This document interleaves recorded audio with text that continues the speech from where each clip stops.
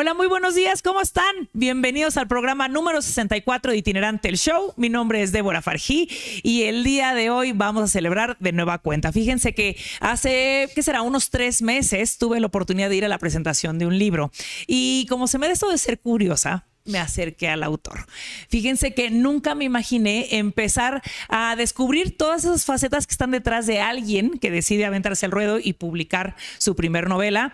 Él ha sido un gran empresario por muchísimos años, además de formaciones ingeniero químico por la Universidad Iberoamericana, y está al día de hoy dejando un legado muy grande con sus hijos, para toda su familia y para las personas que tenemos el gusto de conocerlo. Así es que le agradezco muchísimo que esté el día de hoy aquí con nosotros. Isam Abdala, bienvenido. Muchas gracias, Débora. Aprecio mucho tu invitación.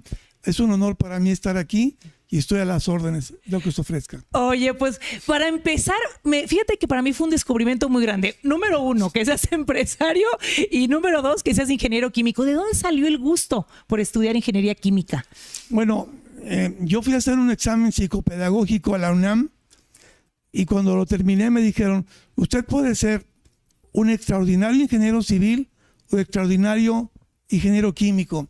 Entonces yo me fui con la idea y pregunté, ¿cuál de las dos carreras es la más difícil? Me dijeron, ingeniero químico. Y dije, pues esa, no la más fácil, la más difícil. Entonces, eso fue lo que me decidió a estudiar.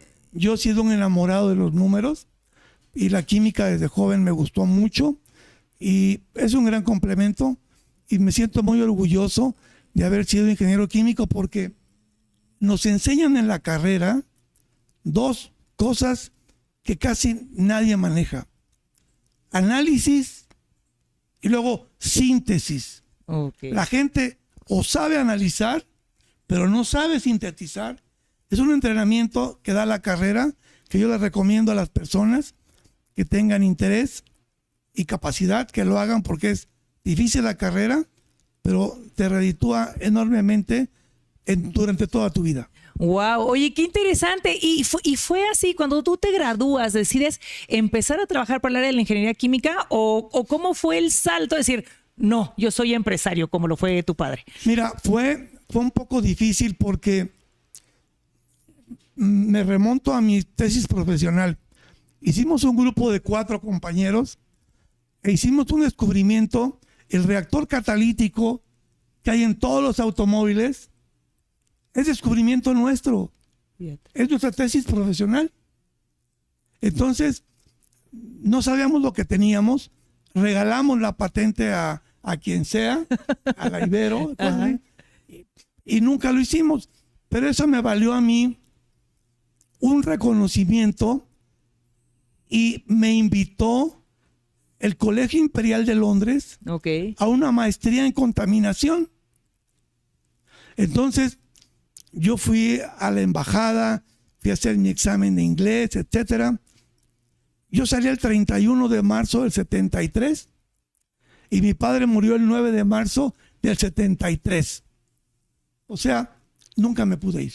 Es lo que te iba a decir, ya no te fuiste. No me fui y entonces yo muy preocupado me dije, salí de mi pueblo con mi familia a los 14 años y tengo que regresar a cuidar vacas y a manejar un tractor y eso me puso la vida y eso hago. Ok, la vida te dio limones y empezaste a hacer limonada. Exacto, sí, pero no, acuérdate que ese refrán no me gusta porque hay que vender limones y comprar mangos y piñas y poner una frutería. Exacto.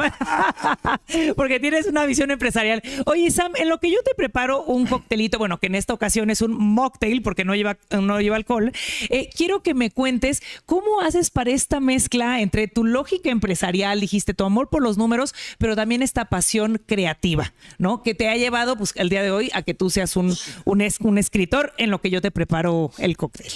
Bueno, mira, la mezcla realmente empieza cuando tengo 4 o 5 años.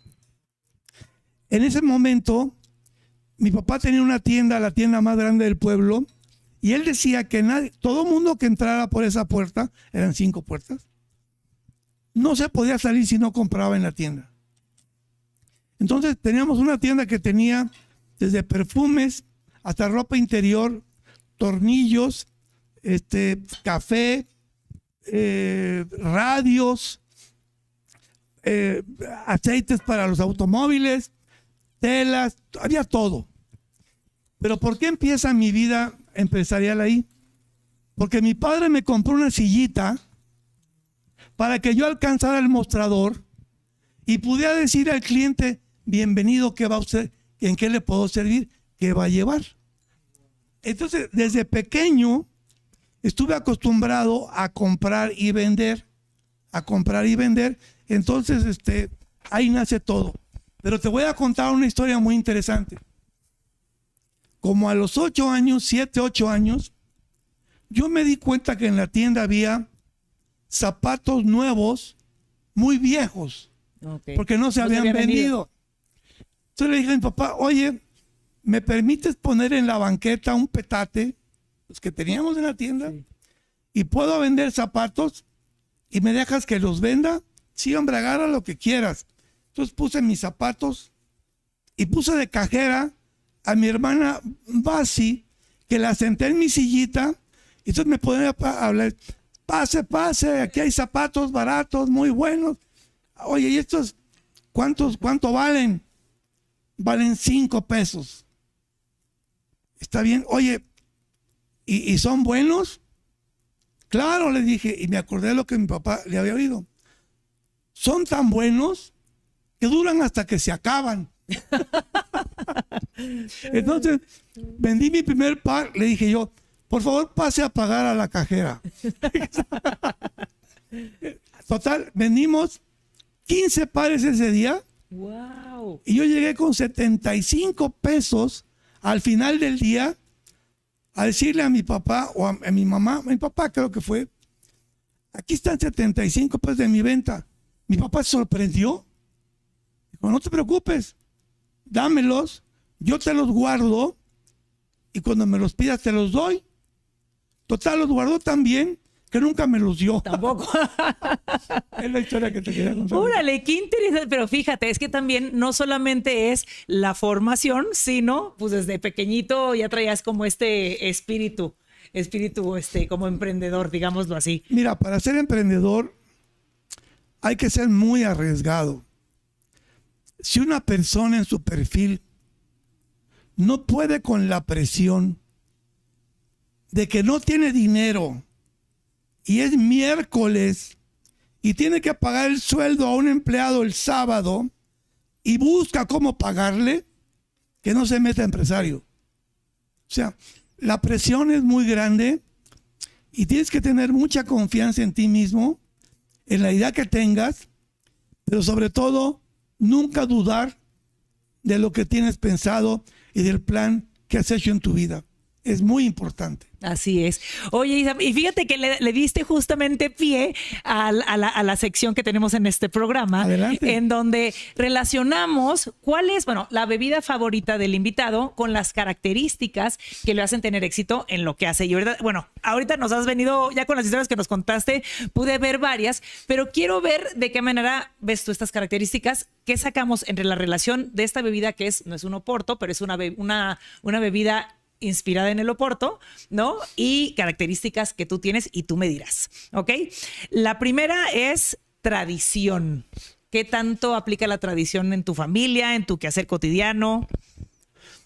La tradición es la columna vertebral de mi formación.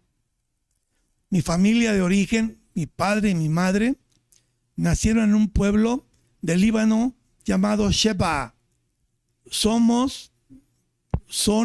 Eran musulmanes sunitas. Por lo tanto, en mi casa había una tradición islámica. No se comía cerdo, no se tomaba alcohol, porque lo prohíbe el Corán. No se comía cerdo, porque una vez que las fuerzas armadas ganaron una guerra, les dieron cerdo para comer, para celebrar, y se murieron muchos soldados. Entonces dijo el profeta, no se come cerdo, y la figura poética que le puso él es, no comerás la carne de un animal que no pueda ver al cielo. El cerdo, su curvatura no le permite, eso está puesto en el Corán. Wow. Segundo, más adelante, el alcohol, en una fiesta, un hermano mata a otro por borracho. Okay. Dice el profeta, si el alcohol mata a un hermano por estar borracho, prohibido el alcohol. Entonces, son las dos características con las que yo nací y crecí. Nunca comimos jamón, tocino. En la casa había una botella de whisky. Okay. Era para cuando hubiera un invitado, le invitábamos a tomar solamente whisky.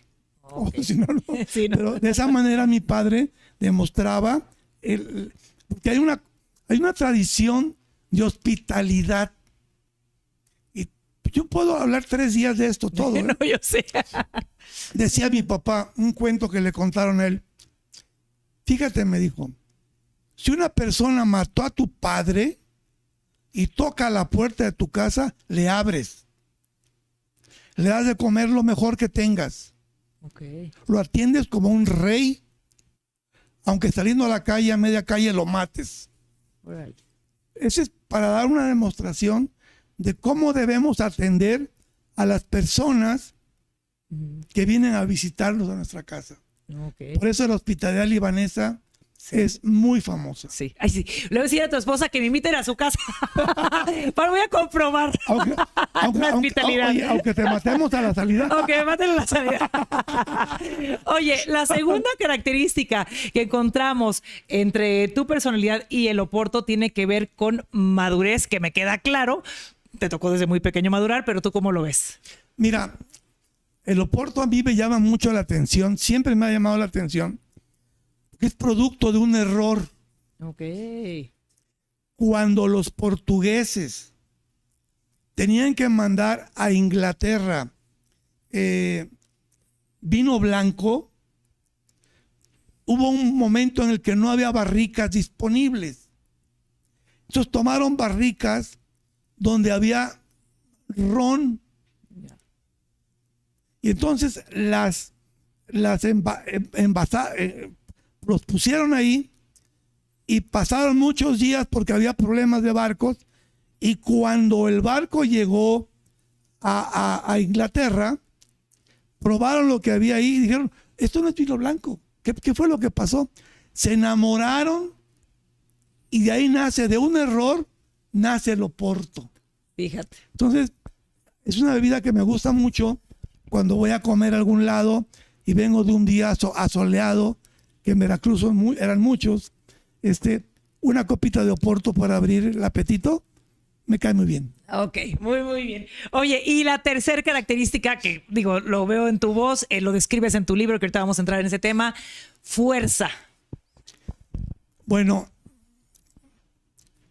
yo vengo de un hombre que lo único que me inspiró fue trabajo arduo, muchísima fuerza para resistir las buenas y las malas épocas, y un carácter muy fuerte para sobreponerte a todas las vicisitudes que la vida impone. La fuerza para mí ha sido una compañera invaluable en el desarrollo de mi vida. Es más, yo he hecho actitudes y cosas temerarias por exceso de fuerza.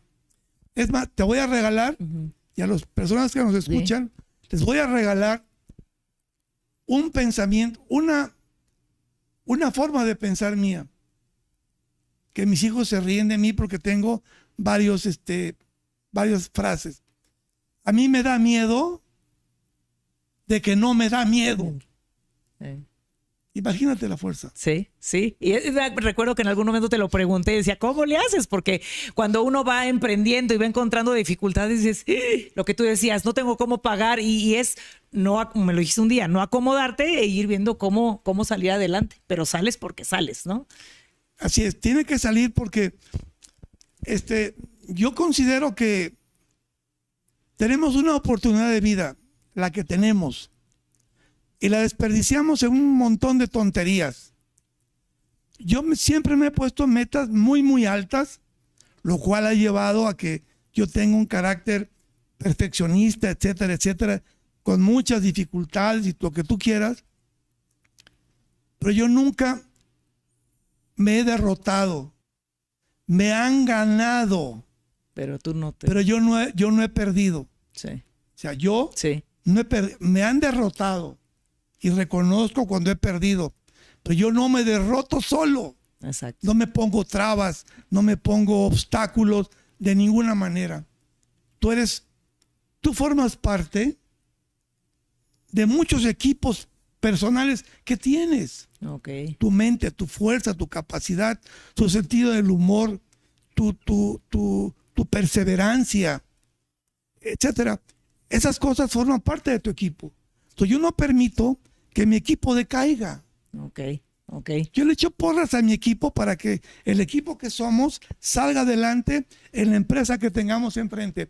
Te pongo un ejemplo. Lo último.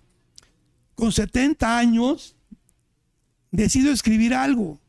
Es una actividad que es totalmente ajena a mi vida normal, aunque previamente tengo 60 años escribiendo poesía, Yeah. que es otro tema. Pero prosa, por Dios, nunca he escrito prosa. Entonces decido hacerlo y me comprometo a mí mismo en hacerlo. Y ahí está el libro en la mano que no traje hoy, pero que ahí está impreso. Sí. Logré. Por eso cuando alguien me dice, es que no se puede, lo escucho y hace cuenta que me dan una puñalada. Sí. Lo que pasa es que la gente no entiende a qué no se puede, le podemos entrar, Exacto. porque sí se puede. Sí. Entonces, si queremos ir a todas, bueno, nos va a ir muy mal. Hay que escoger con mucho cuidado, con mucha inteligencia, a qué no se puede, sí le vamos a entrar. Aquí estamos en el país del no se puede. Pues ¿saben qué? Sí. Sí se puede. Sí se puede. Oye, y justamente eso me lleva, bueno, al cedro y la flor. La verdad es que leer el libro es verdaderamente ver este trayecto de cómo se puede y a pesar de todas las vicisitudes de tu padre, ¿no? Cómo logra lo que logró y bueno, el legado que dejó y que tú estás dejando en tus hijos. Cuéntame, ¿qué crees si tu padre tuviera la oportunidad de leer tu libro? ¿Qué crees que te diría? Bueno, él tenía un humor bastante bueno. Estoy seguro que cuando lo hubiera terminado, se hubiera muerto de risa. Y decir, pero ¿cómo hiciste esto? O sea, ¿cómo pudiste todo lo que yo te dije ponerlo en esta cosita? No entiendo, me da mucho gusto, pero me da mucha risa, Sam, y te felicito. Y es que sí, porque al final de cuentas en el libro son 300, ¿cuántas páginas son? 272. 272 páginas en donde haces una síntesis de cuántos años de tu padre, desde que sale de allá, llega a México, ¿no? Bueno, una síntesis desde que nace hasta que muere a los 80 años. Por cierto, en un carnaval de Veracruz, un Viernes Santo, donde no encontramos un solo doctor que lo pudiera curar. Se nos murió por falta de un médico. Fíjate. Por cierto. Sí, es interesantísimo porque me queda claro que tu padre es fuerte. Me encanta cómo describes, ¿no? Las manos de tu padre. Entonces, de que tenía fortaleza y tenía claridad de seguir adelante y sobre todo que conseguía lo que se proponía. Entonces, de no haber sido una circunstancia de ese momento, seguramente hubiera habido mucho más años de él, ¿no? Sí, mira, él triunfó muchas veces y fracasó muchas veces. Pero la característica más importante de sus fracasos fue, y lo voy a decir con toda claridad, su ingenuidad. A pesar de ser un hombre muy fuerte y muy todo, viene de un país extraño, del Líbano, no habla español, no conoce las formas, no conoce los alimentos, no conoce el chile jalapeño, ni el frijol, ni la tortilla. Se adapta lo más rápido que puede. Pero trae una herencia genética muy diversa. De donde viene él, la palabra se respeta.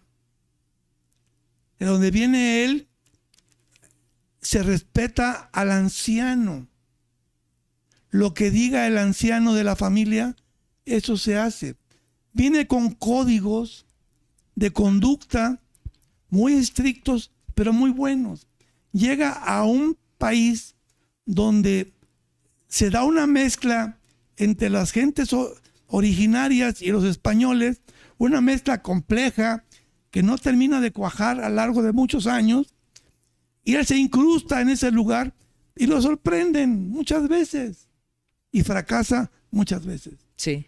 Aunque al final, a sus 80 años, era un león rasurado. Pero él pudo haber hecho muchísimo más, pero pecó de incauto y lo engañaron. Sí. Y cayó. Sí, es verdad, pero creo que era esa misma ingenuidad que le hacía seguir adelante y probar una y otra vez, que a final de cuentas pues es la característica de los empresarios, ¿no? No, y lo que tú has dicho, no se detienen a la primera. Oye, Isam, se nos está acabando el tiempo de este programa, se va muy rápido. De entrada te digo que quedas invitado porque contigo podemos hablar de muchísimos temas, pero sé que viene una segunda novela. Cuéntanos lo que nos pueda revelar, no nos cuentes mucho, pero lo que nos pueda revelar de lo que se viene. La primera novela termina cuando yo nazco por accidente en Córdoba, Veracruz. Mi mamá viajó ya muy avanzado el embarazo. Yo venía en el vientre de mi madre. Yo nací 20 días después de que llegamos a México. Entonces, al paso al rancho, que es Tres Valles, Veracruz, se le rompe la fuente a mi mamá en Córdoba y yo nazco en Córdoba. El libro arranca cuando mi madre llega al pueblo al que iba a vivir y hasta morir. Ella murió en México, pero fue enterrada junto a mi padre en el Panteón de Tres Valles, Veracruz. Es la historia del tránsito de mi madre, cómo ella le costó mucho más trabajo que a mi papá adaptarse. Mi papá hablaba perfectamente español, raro en un emigrante. Mi papá manejaba automóvil. Los migrantes no manejaban su automóvil. Mi papá escribía en una máquina Olivetti viejita que tenía cuando mandaba cartas a los proveedores, avisándoles del pago o lo que sea. Mi mamá nunca aprendió a hablar bien, hablaba bien, pero se le iban las palabras. Y nunca aprendió a escribir en español. Wow. Entonces, quiero comentarte algo que me he puesto a pensar de mi vida. ¿Por qué le tengo amor a las letras? ¿Por qué le tengo cariño a los libros? Quizá porque supe que mi madre nunca lo hizo. Okay. Y yo quise compensar esa falta familiar de letras leyendo por todos. Ok. Oye, Isam, pues muchísimas gracias. Se nos acabó el programa, se fue rapidísimo, pero también quiero recordarles que podemos encontrar El Cedro y la Flor en todas las librerías y también se encuentra en Amazon y también pueden buscar a Isam Abdala, escritor, en las redes sociales y quedas invitado para regresar. Yo pago para que me compren. Okay. Así que con mucho gusto vengo. Muchísimas gracias. Para servirte, muchas gracias. Gracias a ti, Débora. Con gusto. Y bueno, nos estamos viendo el próximo jueves con un coctelito más en punto de las 8:30 de la mañana. Que tengan un excelente día. Bye bye.